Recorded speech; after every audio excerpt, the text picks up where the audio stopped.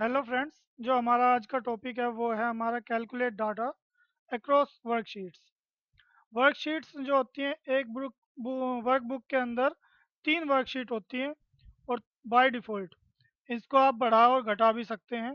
ठीक है, वर्कशीट और वर्कबुक के अंतर को ध्यान रखिएगा। तो हम टॉपिक की तरफ बढ़ते हैं अब कि रिलेवेंट नॉलेज के अंदर आपको बताया जा रहा है कि suppose you were working at the head office maintaining head data for 6 reasons and you use exactly the same worksheet layout and labels to track the average sales of each region over the previous quarter। कहना चाह रहा है कि आप एक head office में काम कर रहे हो जिसमें 6 रीजन्स हैं और सभी में सेम वर्कशीट पे काम होता है। आपको क्या क्वार्टरली जो है एक क्वार्टर में कितना सेल हुआ उसका एवरेज निकालना है। ठीक है, each sheet contain heading by region such as region 1, region 2, region 3 से लेकर रीजन 6 तक। ठीक है, and in cell H15 on each sheet. ठीक है, the calculated total sales for the quarter appears. H15 के अंदर आपका जो टोटल सेल होगी वो कैलकुलेट होगी। ठीक है, if you want to obtain the average sales over the quarter what would you do, कि आप अगर आपको एवरेज सेल निकालनी है तो आप क्या करेंगे। ठीक है, अब यही चीज़ जो आपने अभी इस पैराग्राफ में पढ़ी आपको कुछ परसेंट समझ आई होगी, बहुत से ऐसे स्टूडेंट जिनको कम्प्लीटली समझ आ गई होगी, बट जब हम प्रैक्टिकली करके देखेंगे तो आपको डेफिनेटली कम्प्लीटली समझ आ जाएगी। ठीक है, अब हम आगे बढ़ते हैं कि डाटा जो इस चैप्टर का नाम है पहले इसको क्लियर कर लेते हैं। कैलकुलेट डाटा अक्रॉस वर्कशीट्स मतलब अलग अलग शीट्स में डाटा होगा उनको कैलकुलेट करना है एक जगह पे। ठीक है, वो कैसे करेंगे वो इस चैप्टर से हम सीखेंगे। ठीक है, तो ये जो शीट बनी हुई है हमारे सामने आपको दिखाई दे रही है, ऐसी एक सेम शीट मैंने बना के रखी है। ठीक है, और इसमें बोला गया है कि ये जो आपने शीट बनाई है इसका जो नाम है वो आप रख दीजिए।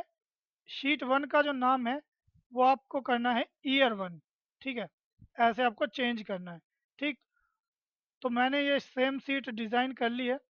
ये हमारे सामने एक सीट बनी हुई है। ठीक है, इस सीट का नाम जो है ये देखिए यहाँ पे ये नाम रहा शीट 1। ठीक है, इसको हमें चेंज करना है। इस सीट को क्या करना है, हमें ईयर 1 चेंज बनाना है। तो ईयर 1 बनाने के लिए हम इसको क्या करेंगे, इस पर हम राइट क्लिक करके रीनेम कर देते हैं। रीनेम करके यहाँ पे हम लिखेंगे ईयर 1। ठीक है, हमने ये लिख दिया। ठीक, आगे चलते हैं बुक में। कह रहा है कि go to the second sheet, sheet number 2, name it year 2 sheet and insert the same data in sheet 2 for the next year.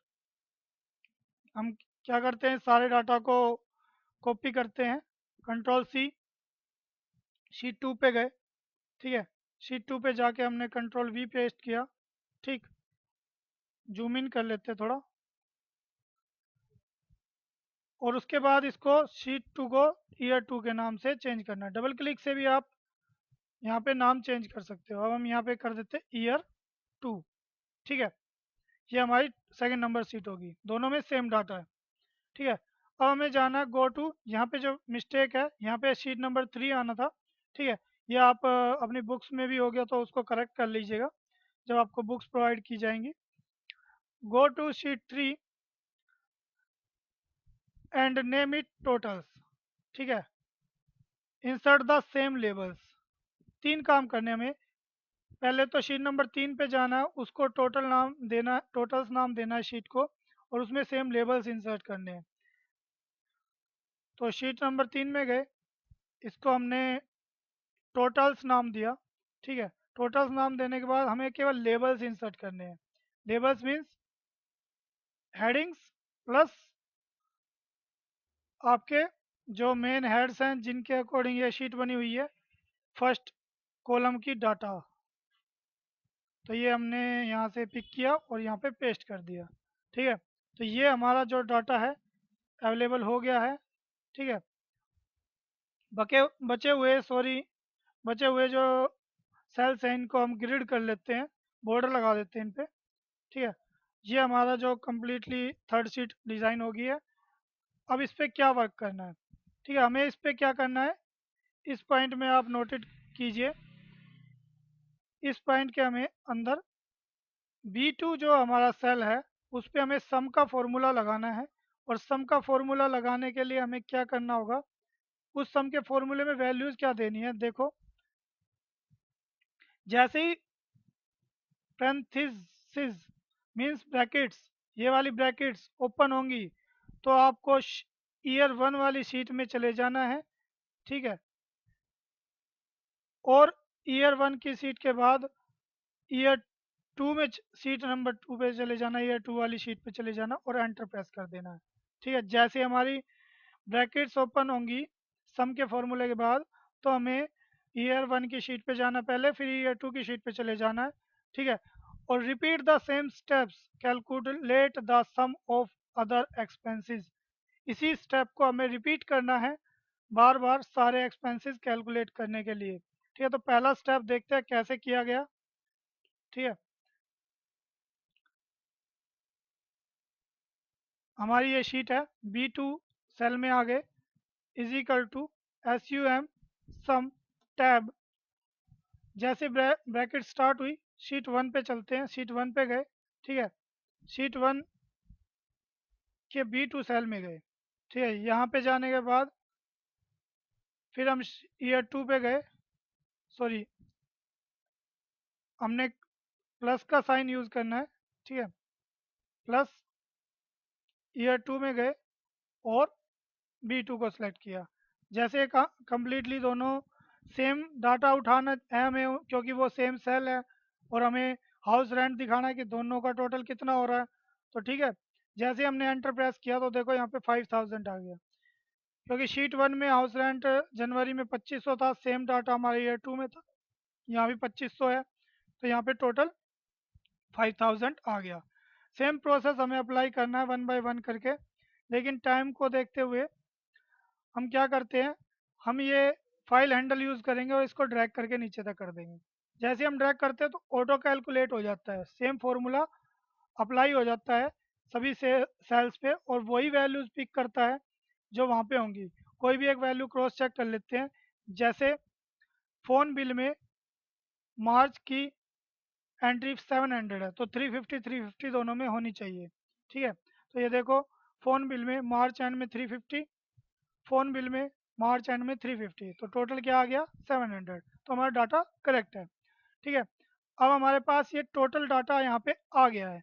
ठीक है, तो ये हमारा क्या हुआ, अक्रॉस मीन्स दो वर्कशीट्स की वैल्यू को थर्ड वर्कशीट पे कैलकुलेट करके दिखा दिया गया है। ठीक है, नेक्स्ट स्टेप में क्या बता रहा है कि हमें एवरेज निकालनी है, लेकिन इस बार क्या करना है, हमें एवरेज निकालने के लिए थोड़ा सा डिफिकल्ट टास्क है, हल्का सा। वो ये कि इस एग्जाम्पल में हमें रीज़न 1 से रीज़न 6 तक की वैल्यूज़ को कैलकुलेट करना है। ठीक है, और जो कैलकुलेशंस हमें करनी है वो 6 वर्कशीट्स के अंदर करनी है और उनका एवरेज निकालना है। और जबकि H15 में हमारा टोटल होना चाहिए किसका, जो हमारी टोटल वहाँ पे खर्चा हुआ है। ठीक है, H15। अब मैं क्या कर रहा हूँ कि ये सेम जो वर्कशीट है मैं इसकी कॉपी करता हूँ। ठीक है, और कॉपी करके ऐसी 6 वर्कशीट बना देता हूँ। ठीक है, जिनका नाम होगा ये रीज़न 1, रीज़न 2, रीज़न 3, ऐसे करके 6 वर्कशीट मैं आपकी बना देता हूँ। तो wait a moment. Hello friends, ये शीट बन गई है।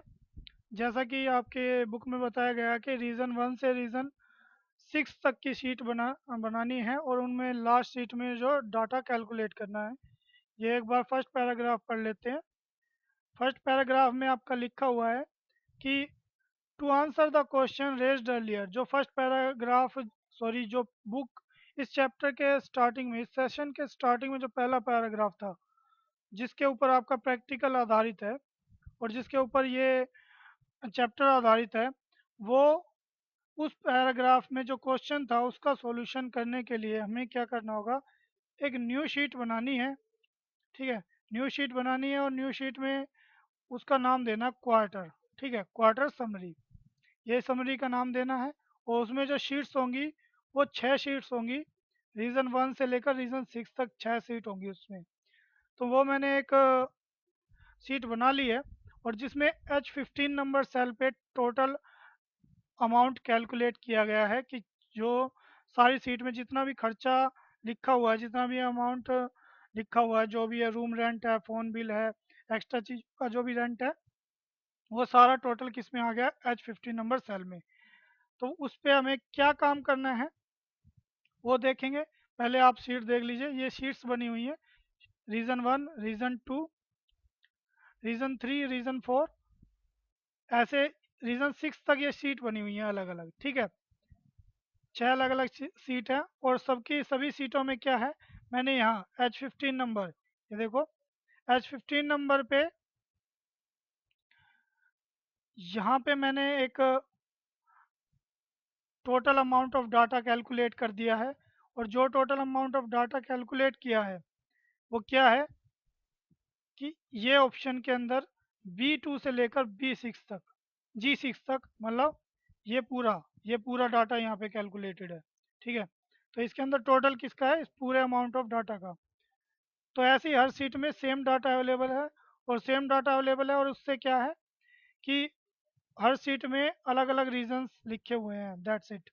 ठीक है, अब हमें करना क्या है काम, वो देखो। हमें जो करना है वो ये है कि रीज़न एवरेज निकालने के लिए H15 में एवरेज निकालनी है, कैलकुलेट करनी है रीज़न 1 से रीज़न 6 की। ठीक है, और इसके लिए क्या यूज़ करेंगे, क्वार्टर समरी वाली शीट पे गए, is equal to average, formula लगाना है। ठीक है, एवरेज फार्मूला, टैब।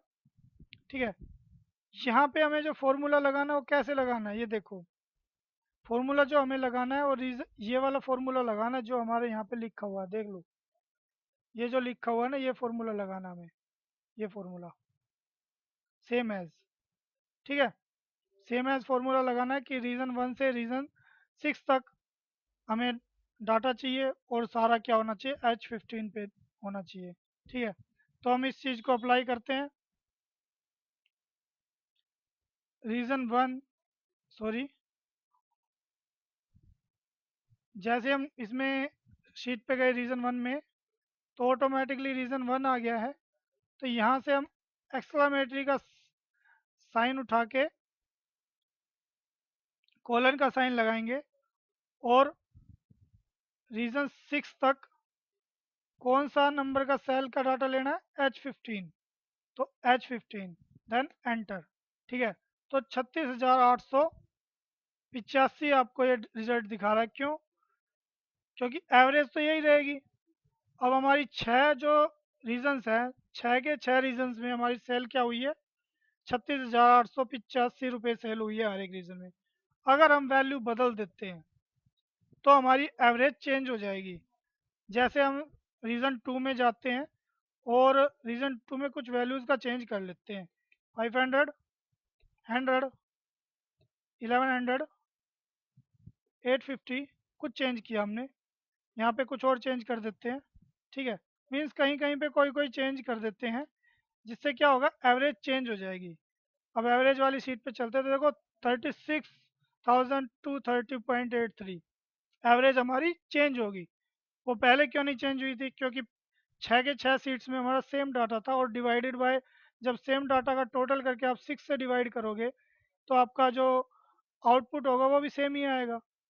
और इस टाइम हमारा क्या हुआ, एक सीट में जैसे हमने कुछ चेंज किया तो उस सीट के टोटल अमाउंट पे इफेक्ट हुआ। तो यहाँ पे देखो 32,960 रुपीज़ हो गया है, जबकि सभी सीट्स में कितना, 36,885। तो वहाँ पे सम में टोटल जो हुआ ना, टोटल 6 शीट्स की वैल्यूज़ का जब टोटल किया गया अमाउंट का, और उसको फिर 6 से डिवाइड किया गया, तो हमारी जो एवरेज है वो चेंज हो गई। तो ऐसे हम सीट्स को अलग अलग करके हम डाटा निकालते हैं। इसमें एक दो पॉइंट और बताए गए हैं, उनको और देख लीजिए। वो क्या है कि अगर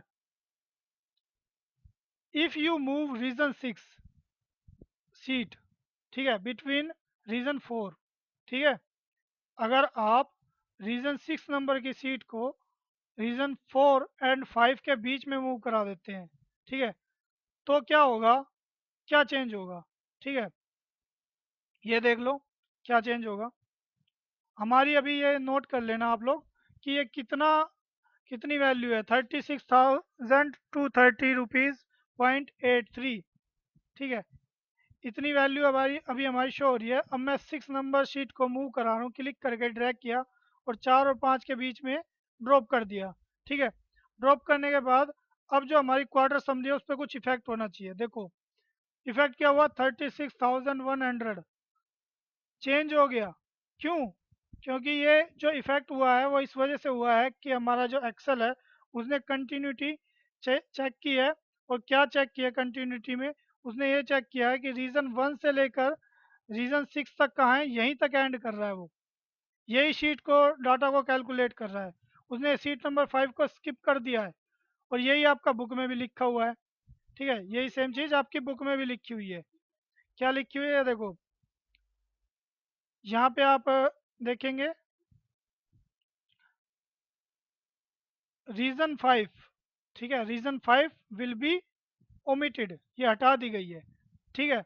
अब सेम हमारे साथ भी हुआ, हमने जब उसको चेंज किया था, उसकी पोजीशन चेंज की तो हमारा जो डाटा था, एवरेज जो डाटा था उसमें चेंज आ गया था, क्योंकि उसने लास्ट वाली सीट जो हमारी रीजन 5 हो चुकी थी उसको कैलकुलेट ही नहीं किया था, ठीक है। अगर हम ऐसे इसमें से कोई शीट डिलीट या ऐड करा देते कोई और शीट, ठीक है, तो हमारा डाटा पे फिर भी फर्क पड़ेगा, ठीक है। इस चीज़ को भी आप देख लेते हैं कि कैसे फ़र्क पड़ेगा, डाटा पे कैसे चेंजेस दिखाई देंगे। एक्सेल में जाके अगर हम, हमारे पास अभी जो है 6 सीट्स हैं, ठीक है, तो 6 में से हम क्या करते हैं, 3 नंबर की शीट को डिलीट मार देते हैं, ठीक है, डिलीट। और 2 नंबर की सीट को हम क्या करते हैं, कॉपी कर देते हैं, कितने, हाउ मैनी टाइम्स, 2 या 3 टाइम्स कॉपी कर देते हैं, ठीक है। Create a copy, okay, right click, move और copy, check box, create a copy, जहाँ पे रखना है उस सीट को सिलेक्ट किया, ओके। तो अभी हमारी शीट्स, नंबर ऑफ शीट्स कितनी होगी, 1 2 3 4 5 6 7, तो 6 तक जो सीट्स होगी हमारी 7 सीट्स होगी हैं। तो क्वार्टर समरी हमारी ऑटोमेटिकली चेंज हो जाएगी। देखो 35,202 रुपीज़ हो गई है। अगर इसमें और चेंज देखना चाहते हो तो इसमें से 1 2 शीट और बढ़ा सकते हो, ठीक है, इसमें और शीट बढ़ा लो। ये देखो जैसे जैसे हम सीट बढ़ाते जा रहे हैं वहाँ पे हमारा जो होगा चेंज आता चला जाएगा, ठीक है। सॉरी, क्रिएट ए कॉपी पे नहीं क्लिक हो पाया था, तो हमें कॉपी क्रिएट करनी है। तो हमारी शीट्स ऑलरेडी बढ़ गई हैं, तो जैसे जैसे सीट बढ़ेंगी तो हमारा जो डाटा है वहाँ पे चेंज होगा। तो देखो अब ये फिर से चेंज हो गया है, ठीक है। तो ऐसे ही जितनी हम रीजन 1 से लेकर रीजन 6 के बीच में जितनी भी सीट बढ़ाएंगे घटाएंगे उससे हमारी एवरेज डाटा पे फर्क पड़ेगा। तो ये था आज का चैप्टर, जिसमें हमने ये सीखा है कि how to calculate data across worksheet. Thank you very much.